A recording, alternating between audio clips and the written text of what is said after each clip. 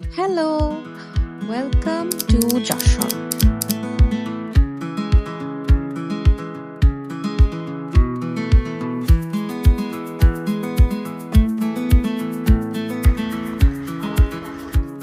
যশোর বাংলাদেশের অন্যতম একটি ঐতিহ্যবাহী শহর।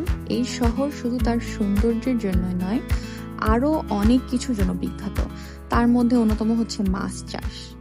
বাংলাদেশের অনেক অঞ্চলে যে মাছ পৌঁছে যায় তার একটি বড় অংশ আসে এখানকার খামার থেকে। যশোরের অনেক মানুষের জীবিকা নির্ভর করে মৎস্য চাষের উপর। আমি যেহেতু একজন মৎস্য বিভাগের ছাত্রী, তাই আমার খুব জানতে ইচ্ছে হলো এই প্রচন্ড গরমে কেমন আছে যশোরের মানুষ, আর কেমন আছেন যশোরের সেই মৎস্য চাষিরা যাদের পরিশ্রমে আমাদের দেশের মাছের যোগান আসে। চলুন তাহলে আমরা সকাল সকাল বেরিয়ে পড়ি মৎস্য চাষিদের খোঁজে। অনেক খোঁজাখুঁজির পর আমরা কয়েকজন মৎস্য চাষির সাথে কথা বলার সুযোগ পেলাম। এই প্রচন্ড গরমের মধ্যে তারা কিভাবে টিকে আছেন তারা জানালেন। বর্তমানে তীব্র গরমের কারণে তারা অনেক সমস্যার সম্মুখীন হচ্ছেন। গরমের পানির তাপমাত্রা বেড়ে যায়, মাছ অসুস্থ হয়ে পড়ে, অনেক সময় মাছ পানির উপরে ভেসে ওঠে, কখনো কখনো মাছ মারা যাওয়ার ঘটনাও ঘটে। এর সাথে রয়েছে বিদ্যুতের সমস্যা, ঋণের চাপ, খরচ বেড়ে যাওয়া, সঠিক ম্যানেজমেন্ট ও ট্রেনিং এর অভাব। গরমে পানি শর্ট হয়ে যায়, তাহলে মাছ স্বাভাবিক।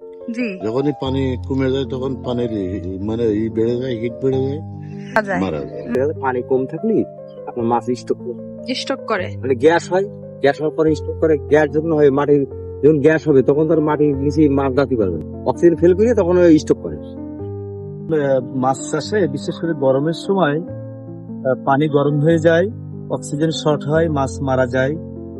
আর এই সময় আমরা বিদ্যুৎও কম পাই, যে কারণে সাবমার্সিবল দিয়ে পানি ওঠানো সম্ভব হয় না। মাছ চাষে আসলে প্রচুর ব্যাঘাত সৃষ্টি করে। সমাধান হলে মোটামুটি একটা ভালো সুবিধা করা যায়।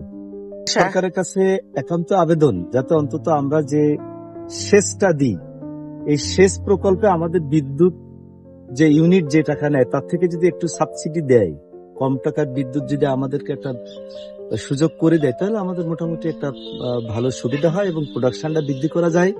আমি যেমন লাভবান হব, দেশ জাতি তেমন লাভবান হবে।